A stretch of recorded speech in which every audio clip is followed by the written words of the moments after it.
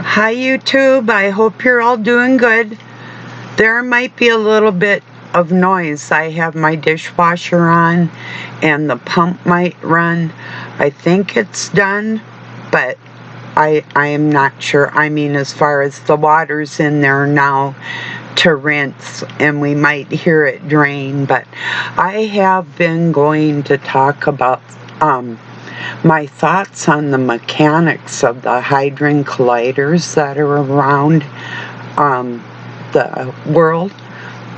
From my understanding, there is at least 7 of them. I know for sure that there's one below Dallas, Texas.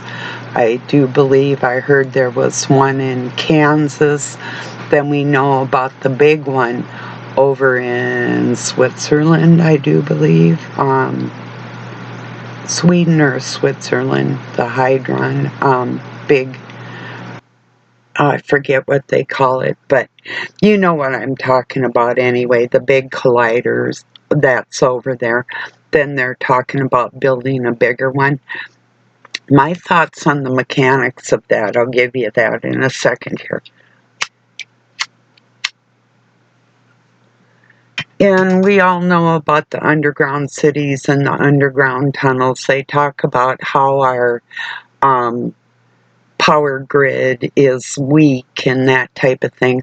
Well, the mechanics of the collider, it seems to me, and anybody that has kind of like a scientific mechanical type mind, if you know how to, if you ever have, like me, worked on your own vehicles and you know how engines and things work and perpetual motion and how a coil will work with a car, or how the piston will come up into the head of the car and ignite a spark that burns the oil that runs the engine, you know, after the crank turns, pushing the piston up into the head, makes that power. It generates that power, which in turn can also run things like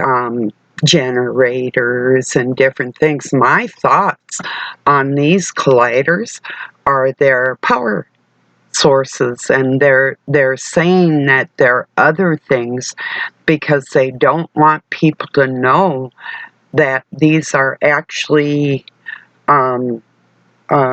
power generators, humongous generators that have a higher technology than most of the stuff that we have on our planet, that will power their underground cities, when I believe, and a lot of people believe, like a reset's going to happen, like a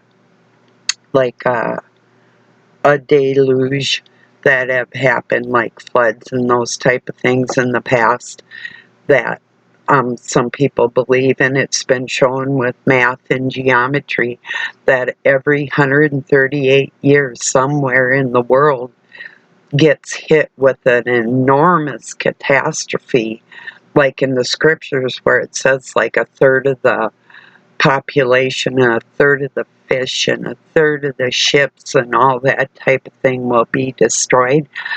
And they know it's going to happen in like 2042. So my thoughts on that are that they're power plants, and it makes perfect sense because they're generating particles to collide with each other. Anytime you collide a spark with a spark, it's going to increase its perpetual motion. It's almost like, there's a man on YouTube named Gerald Morand, and he invented what would be, in essence, like it's not a generator, it's like a coil onto itself. Once that spark is ignited, it's the same thing as this collider. It's got the initial torque, or the initial perpetual motion gets it going, and it never stops once it gets going. And it's a source unto itself and can power other things. So, and even this guy had the IRS come in and confiscate like $20,000 worth of equipment and different things that he's tried several times to get his invention patented. There's another guy over in Africa that has invented the same type of technology, or people that can actually pull electricity out of the ground and use that for a power source. So I believe that these things, I mean, sure, it sounds, we already have demons in this world. We are not opening portholes. That's not what's going on with these things. What I believe and what all my common sense, logic, and mechanical abilities and knowledge of particle physics tells me that these are power sources for their underground cities.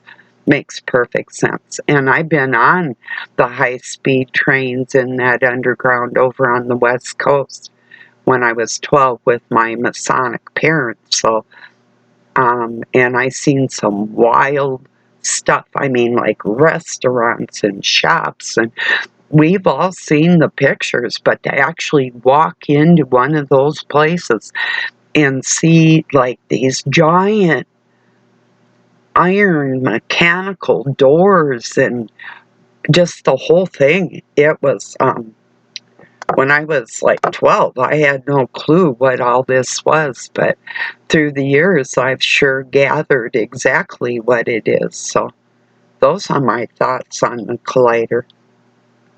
And anybody with mechanical abilities, electronical or mechanical, which I did, I had taken the Air Force test twice actually, and didn't go either time, but my abilities were like officer abilities with my mechanical and electronical knowledge. So that's my thoughts on that.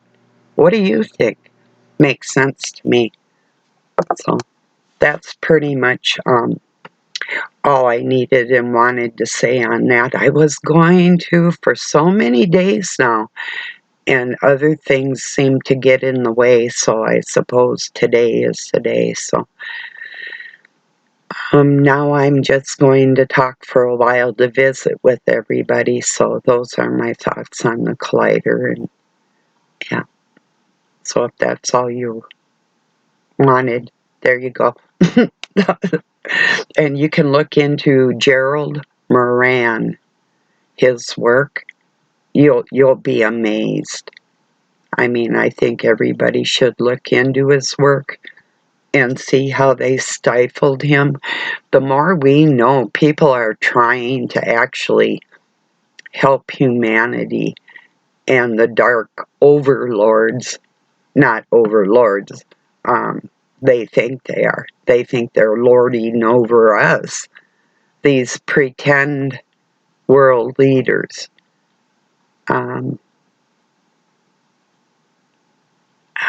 Yeah, I get disturbed when I think about them. They're anytime anybody invents something, they want to really shut you down, and that, to me too. Everybody should have the right on this planet to invent whatever they want to invent. I believe. It's my thoughts on that. Of course, yeah. Look at the freaks that invent the bombs. These are our governments. They think they have that right to invent that type of shit in our world.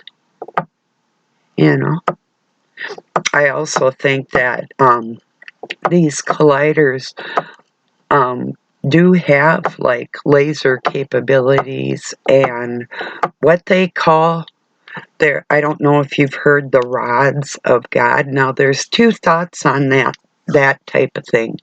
How it can be like worse than Nagasaki or Hiroshima bomb type of thing, because it's dropped from, like, what they say, 60 to 80,000 feet in the air. When it hits, it's just as powerful as an atom bomb without the fallout after that.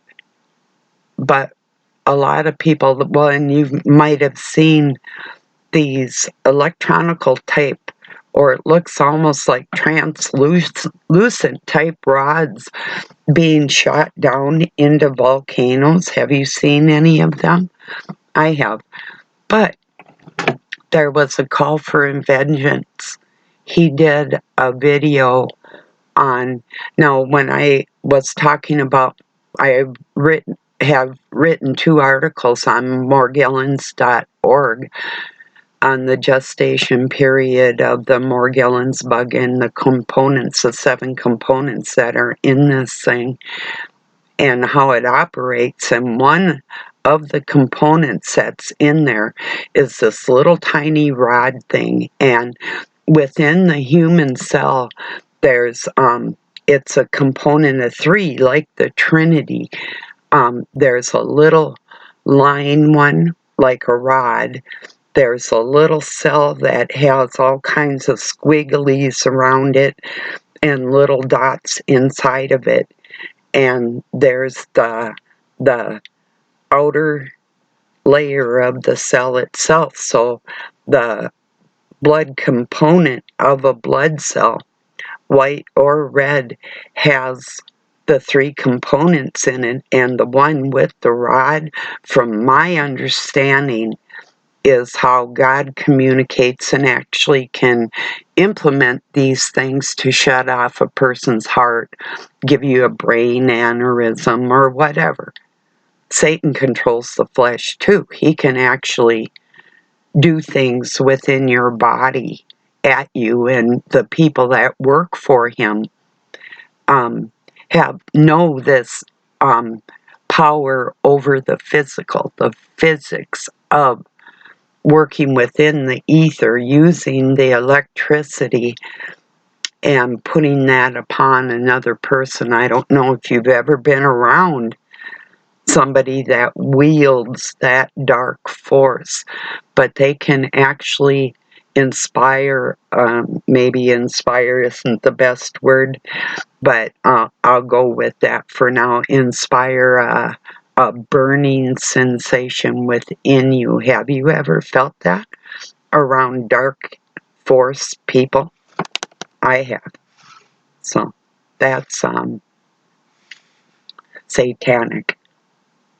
So, and that brings to mind, there's a woman, her grandmother is probably on her last legs. Excuse me, elderly from what I understand.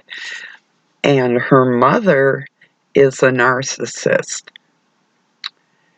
Enjoy your peace while you can, and I know it's horrible to think when your mom's out of the house and all that type of thing, that it's the only time you can feel maybe a little bit peaceful. I've been there. Although it was uncomfortable for me too, to be there alone with my dad at the time, because, I was a teenage girl at that time and wasn't really comfortable around any men because of a lot of the stuff that had happened to me. But there's different people at a funeral. If you think about the types of personalities and the way people act at a funeral, some people act as if it's almost like them that died. Some people are nonchalant, like they care, but they have faith that that person's soul has passed on, and they get that type of comfort, and they're actually there with their family members. So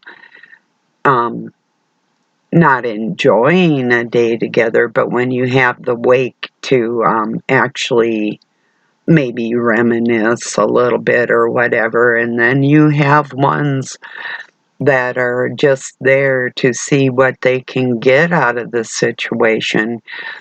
And that could be the narcissist too. What are they going to get?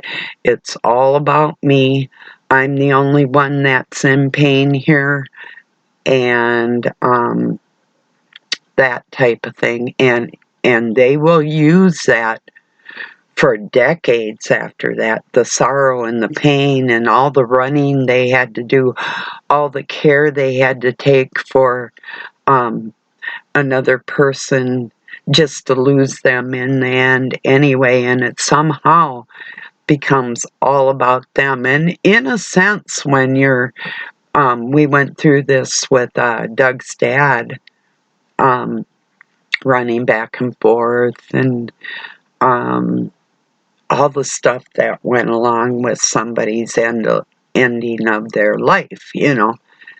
But it will probably and most likely be used as a crutch. Now, it's not that their parents didn't die or is dying, that it's not hard on them, or the extra running around isn't hard on them. That in itself, when you're getting older yourself and you're doing all that, that can play a part on your health too. It can really, really wear you out if you have an elderly parent that's has health problems or end of life situation.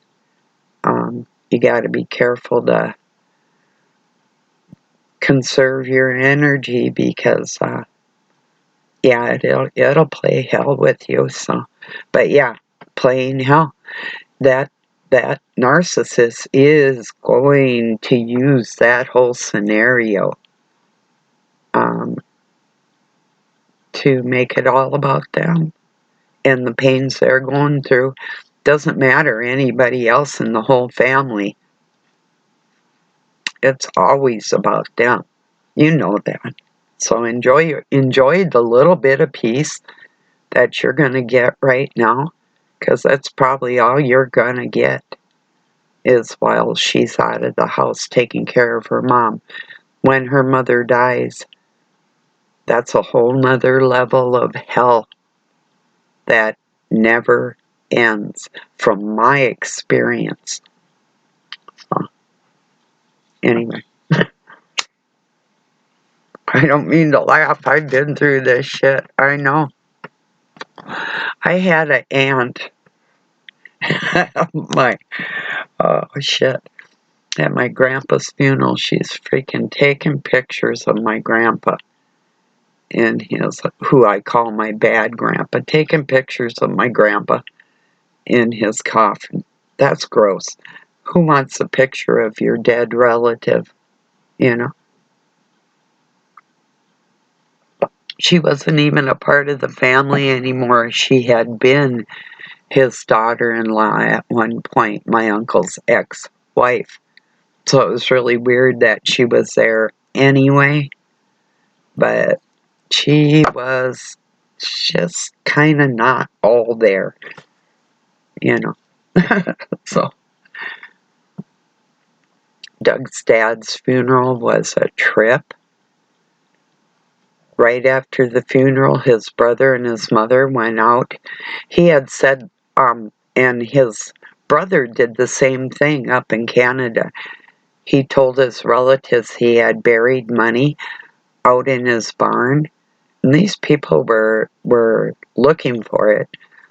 Well, my father-in-law did the same thing, and right after the funeral, those two hound dogs were out there going through everything he had, looking for what he said he had put away, which I don't know if he ever did, but it's just sort of funny with that whole thing. But at that point, I took Doug's daughter, and I asked her, I said, "You want to get out of here?" She's like, she shakes her head. We got my little truck and we headed north again, and we left Doug and his mom and his older brother there to do whatever they thought they had to do there, because it was a trip, really. So anyway, yeah, that just kind of, and that day was one of the weirdest days I had ever experienced in my life. Um, Doug's mom came walking out of the bathroom with no shirt on. This was before the funeral. My adoptive mom did that type of shit in front of my husband, the father of my children, and would walk out in the backyard in the city in a black lace bra in the city. You know, oh, there's more to all that too, but I mean, it just. Then she says to me, "Well, it's my house," and I was renting the basement. We turned it into an apartment, kind of. It's like, oh, okay, whatever. You know, it was just because your husband saw me naked when I was a baby. I was your baby. Yeah. Anyway, so I do have these things about people's misplaced sexuality and all their weird ways. And Doug's mom truly freaked me out that day. It's like, what the fuck are you doing in front of your sons? You know, it's like it's just like it was natural to her. You know, no bra and just so you feel me? Well, that was one of the weirdest freaking days of my whole life right there. One of them. What a trip. So yeah.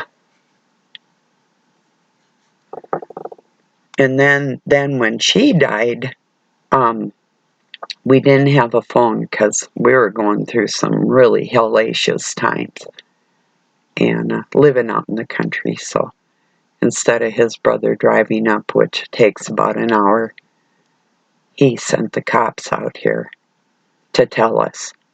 I about fell over when, you know, I thought it was going to be something about my kids, because seeing the cops at my door in association with one of my sons wouldn't have been really far-fetched.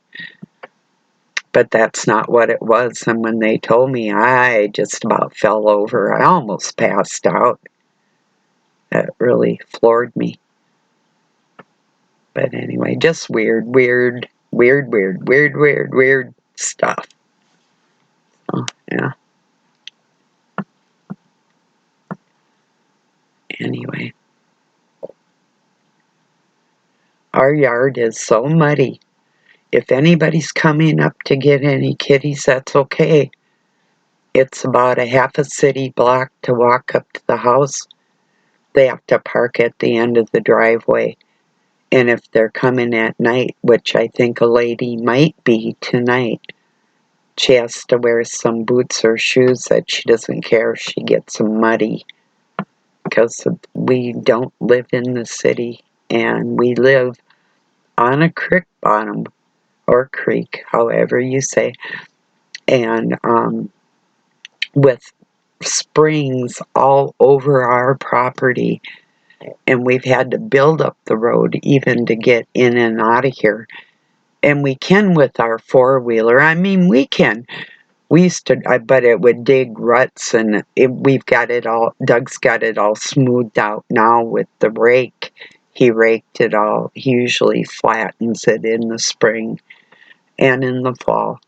But if you don't have like a 4x or even like a front wheel drive, you're not getting in here. You'll probably get stuck, and then it'll cost you about probably anywhere from $500 to $1,000 to get out of here. So it would take, if somebody wants a kitty, they're going to have to walk about a half a block. And on the side of our driveway is the grass. I mean, they don't have to walk in the mud. But to get over the grass about 10 steps, they do. So it's not going to be the best scenario, but it's doable. It's just not the city, you know. Doug's been driving the Mustang. I mean, we got 4x that will go in and out of here. And the Volkswagen's too low to the ground. So he's got the Mustang down at the end of the driveway and just drives the four-wheeler down. He's got a road through around our pond, because there's a pond, there's a creek, there's freshwater springs at the bottom of our driveway. It's a horseshoe-shaped driveway. At the bottom of that thing, like the teardrop there, there's an underground spring running right under the driveway. And at the end of the road, there's culverts because of all the water around here. So, and it comes out of the hill in the back. Same at the creek. Everything's flowing that way. So it just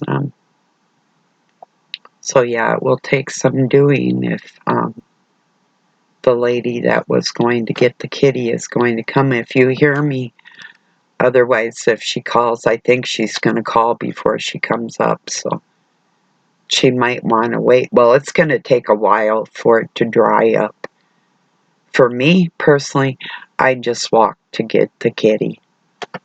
But like I had wrapped the other little kitty to take down to those ladies, I wrapped her up in a towel and hugged her to me, keeping her back warm, you know, because she's never been out of the house, you know, so. Yeah, I mean, I wouldn't even want to just take it and put it, even if they have a carrying case, I wouldn't want to just leave it cold. And they do want to get 2 of them, so I guess it wouldn't be too cold if they could cuddle with their body warmth. But yeah, I worry about them. So. But back to that collider really quick, it all makes perfect sense. If you look into any kind of electronics or particle physics or mechanics, what I'm talking about makes perfect sense, and I think that's what it is. Of course, we know they lie. That's what they do. Oh, and to cover that rod of God thing, so that's what they're saying they can implement out of the sky. I don't think so. I mean, it's possible. I think a lot of what we have seen in the sky, along with their fake alien invasion and all the rest of it, was the schematics that I read on Project Bluebeam when I was 15, and all its capabilities with the reflection of the aluminum and strontium and barium that they had put in the atmosphere to give this reflectiveness of these supposed crafts some viability, like people actually think they're tangible. I don't. One time Doug's daughter and I sat out on the porch. We were looking north of us, and there's an Air Force base up there by Lake Superior by Duluth, Minnesota. In Duluth, Minnesota. And we saw these objects, several of them, shooting up that way, darting that way, back and forth, back and forth. We were out there smoking cigarettes and tried to get Doug to come out and look at them, but he didn't. So we sat there just tripping, watching these things for, probably 15 minutes anyway, and they just kept going on. I do think that was Project Bluebeam. And I've seen some other things like cities in the sky, and also I'm one that believes that we descended from actual land, humans themselves, extraterrestrial. They're not. E.T. is not an alien. They tell us that. It's like, E.T. phone home, you little freak. You know? Phone him where? You know, you're not from outer space, but they're trying to mix the two like they're the same. They're just demonic, satanic, affiliated people with this dark force entity that works in the children of disobedience on this planet. So, yeah. So that's just some of my thoughts on all that for today, and I'm going to get this uploaded, and a person could probably actually prove, well, if you're mechanically minded, and even if you're not, I think you grasp what I was saying about it and how it could actually power their underground cities, and how else would they do it anyway? Because they would need a power source. And they're not going to be using nuclear power plants like we have on the surface. So they're obsolete anyway. They always have been. It's just a ploy, like the rest of their baloney. So, all right, everybody, thank you for joining me. Have a really good night or day wherever you're at. Peace and love from Pine City, Minnesota, USA.